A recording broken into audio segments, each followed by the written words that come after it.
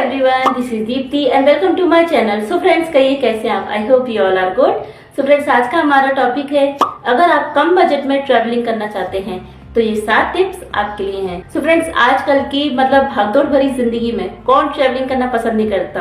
आप अगर किसी से भी पूछेंगे ना कि आपकी हॉबी क्या है, तो कुकिंग वगैरह तो मे भी बाद में आए, बट ट्रैवलिंग सबसे पहले लोगों की हॉबी लिस्ट में शामिल होता ही है, क्योंकि घूमना तो हम सभी को पसंद होता है। कुछ लोग तो इतने ज्यादा घूमने के शौकीन होते हैं ना कि उनको हर 3-4 महीने में कहीं ना कहीं जाना ही होता है, नई नई जगह को एक्सप्लोर करना होता है। और अच्छी बात है, लेकिन बस प्रॉब्लम कहाँ पे आती है कि जब भी आप कहीं ट्रेवल करते हैं तो अगर आप बिना सोचे समझे कुछ भी प्लान कर लेते हैं ना, तो इससे आपका बजट क्या है ना, बिगड़ जाता है। तो आज के इस वीडियो में मैं आपको दूंगी ऐसे 7 टिप्स, तो जिनकी हेल्प से हो सकता है वो आपके इतने काम आ जाए कि आप हर 3-4 महीने में क्या, बल्कि आप हर 2 महीने में कोई ना कोई ट्रिप प्लान कर सके और नई नई जगह को एक्सप्लोर कर सके। तो वीडियो को एंड तक जरूर देखिएगा। Time is money, without wasting any time video start करते हैं।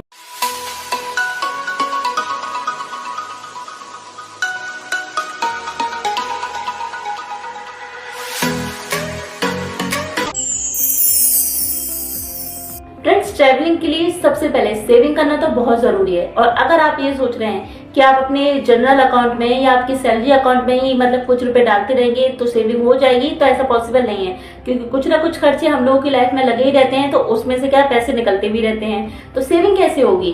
तो इसलिए आपको करना क्या है कि आपको ट्रैवलिंग के लिए एक अलग से अकाउंट खोल लेना है और उसमें आपको हर महीने कुछ ना कुछ अमाउंट ऐड करते रहना है, कुछ ना कुछ रुपया आपको उसमें ऐड करते रहना है, ताकि कुछ ही महीनों में आप अच्छा खासा अमाउंट खड़ा कर लेंगे, जो कि आपके ट्रैवलिंग में बहुत ज्यादा काम आने वाला है। फ्रेंड्स, अगर आपको कहीं भी घूमने जाना है तो जिस भी पर्टिकुलर जगह पर आप जाना चाहते हैं वहां पर आप ऑफ सीजन में ही जाएं। अगर आप ऑफ सीजन में जाते हैं तो उसका सबसे बड़ा फायदा क्या होगा ना कि आपको वहां पर होटल से लेकर रेस्टोरेंट तक सब में आपको सस्ता मिलेगा, ज्यादा महंगा नहीं मिलेगा। ये चीज तो आपने भी नोटिस की होगी कि जब भी आप ऑफ सीजन में जाते हैं तो वहां पे आपको इतना ज्यादा होटल और रेस्टोरेंट का आपको इतना किराया देना नहीं पड़ता है। बाकी अगर आप वैसे ही जाते हैं ना, जब सीजन का टाइम होता है उसमें जाते हैं ना, तो बहुत ज्यादा डिमांड होती है इन होटल और रेस्टोरेंट वालों की। तो एक तो फायदा यही है कि आपको ऑफ सीजन में जाना चाहिए। सेकंड, आपको इसका क्या बेनिफिट मिलेगा कि जब आप ऑफ सीजन में जाएंगे ना, तो आपको वहां की जो जो चीजें होती हैं, आप किसी पर्टिकुलर जगह पे जाते हैं तो वहां की जो आइटम होते हैं, आप चाहते हैं कि वहां की एक निशानी हम खरीद कर लेकर आए, तो वो भी आपको सस्ते दामों पर मिल जाती है। और थर्ड, इसका बेनिफिट क्या होगा कि आपको वहां पर भीड़ भी कम मिलेगी, क्योंकि अगर आप ऑफ सीजन में जाएंगे तो जाहिर सी बात है कि आपको वहां पर भीड़ भी कम मिलेगी, और भीड़ कम मिलेगी तो आप वहां पर ज्यादा और ज्यादा से ज्यादा जगहों को अच्छे से एक्सप्लोर कर पाएंगे, शांति से एक्सप्लोर कर पाएंगे। फ्रेंड्स, हमारा जो थर्ड टिप्स है वो है कि कपड़ों पर फिजूल खर्ची ना करें। होता क्या है ना कि जब भी हमारा ट्रैवलिंग का प्लान बनता है कि हमें ट्रैवलिंग करनी है, अगर हमारा 7 दिन का प्लान बनाना, तो हम क्या सोचते हैं 7 दिन हम अलग अलग कपड़े ही पहनेंगे। भाई ऐसा कौन करता है? हाँ, अगर 2-3 दिन का ट्रिप है तो आप ऐसा कर सकते हैं कि 2-3 दिन के लिए आप अलग अलग कपड़े निकाल सकते हैं। लेकिन अगर आपका 7 या 8 दिन का कोई ट्रिप बनना है ना, तो पहली बात तो जरूरी नहीं है कि आपको 7 दिन के लिए अलग अलग कपड़े ही रखने हैं, क्योंकि इससे होगा क्या, एक तो आपका लगेज वो बहुत भारी हो जाएगा, बहुत ज्यादा हैवी हो जाएगा, और लोगों की थिंकिंग क्या होती है ना, वो ब्रांडेड कपड़ों पर ही ज्यादा जाते हैं। तो इससे ये एक तरह की फिजूल खर्ची है यार। आप घूमने जा रहे हो, आप नई जगह को एक्सप्लोर करने जा रहे हो, उस जगह का मजा लेने जा रहे हो, ना कि किसी फैशन शो में जा रहे हो आप अपने कपड़े दिखाने के लिए।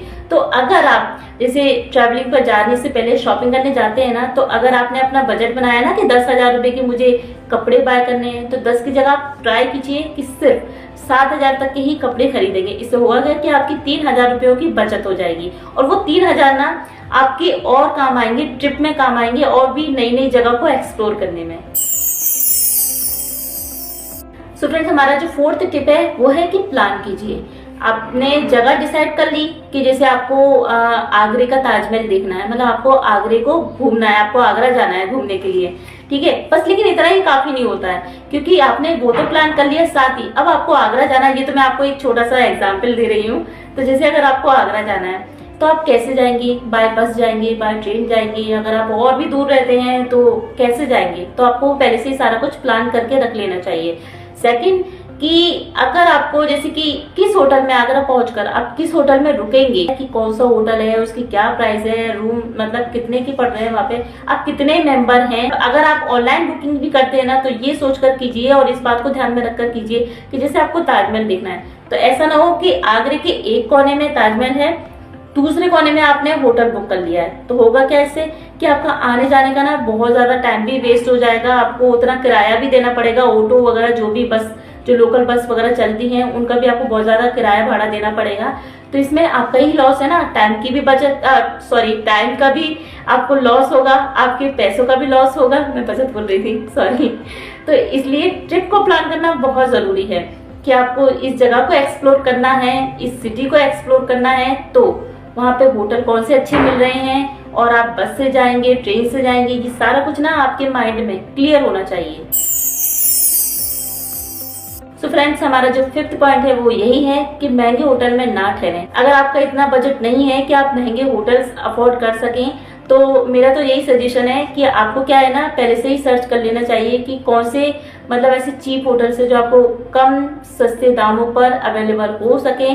और आजकल तो क्या है ना होम स्टे का चलन भी बहुत ज्यादा बढ़ गया है, मतलब बहुत सी ऐसी वेबसाइट हैं जो आपको ये जानकारी देती हैं कि किस पर्टिकुलर जगह पर आपको होम स्टे अवेलेबल हो सकता है। साथ ही आप जिस जगह पर जा रहे हैं हो सकता है वहां पर आपको कोई फ्रेंड्स हो, कोई रिलेटिव हो, तो आप उनसे भी इस बारे में बात कर सकते हैं। अगर 1-2 दिन की बात है तो आप उनके यहाँ भी स्टे कर सकते हैं। तो इससे होगा क्या कि आपका होटल का खर्च भी बचेगा। लेकिन मैं ये नहीं कह रही हूँ कि किसी के ऐसे ही आप चले जाइए, बदले में अगर आप अपने किसी फ्रेंड्स या मतलब रिलेटिव के यहाँ पर रुकते हैं तो उनके लिए कुछ गिफ्ट भी ले आइए, मतलब ताकि वो खुश हो सके।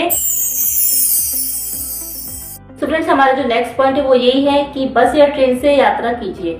होता क्या है ना कि बहुत से लोग ऐसे हैं जो अपने प्राइवेट व्हीकल से ही जाना पसंद करते हैं, कार वगैरह से। लेकिन कार वगैरह से क्या है ना कि डीजल और पेट्रोल का खर्चा बहुत ज्यादा बढ़ जाता है। तो अगर आपका इतना बजट नहीं है तो मेरा यही सजेशन है कि आपको बस या ट्रेन से जाना चाहिए, क्योंकि इससे होगा क्या कि आपका अगर इधर खर्चा कम होगा ना तो आप नई और ज्यादा जगहों को एक्सप्लोर कर पाएंगे और आपका बजट भी नहीं बिगड़ेगा।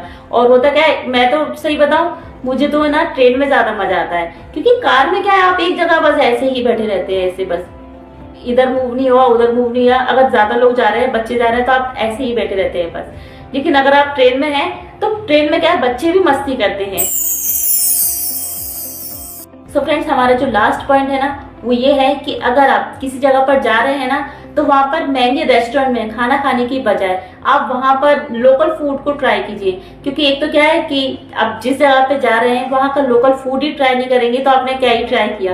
आपको भी तो पता होना चाहिए ना कि जिस जगह पर जा रहे हैं वहां की फेमस चीज कौन सी है, और जो चीज फेमस होगी तो जरूरी नहीं है कि वो आपको रेस्टोरेंट में ही मिलेगी, वो तो लोकल फूड हुआ वहां का, तो वो आपको ज्यादा मतलब अच्छे कम दामों पर अवेलेबल हो जाएगा और आप जान भी पाएंगे कि उस जगह का फेमस फूड क्या है।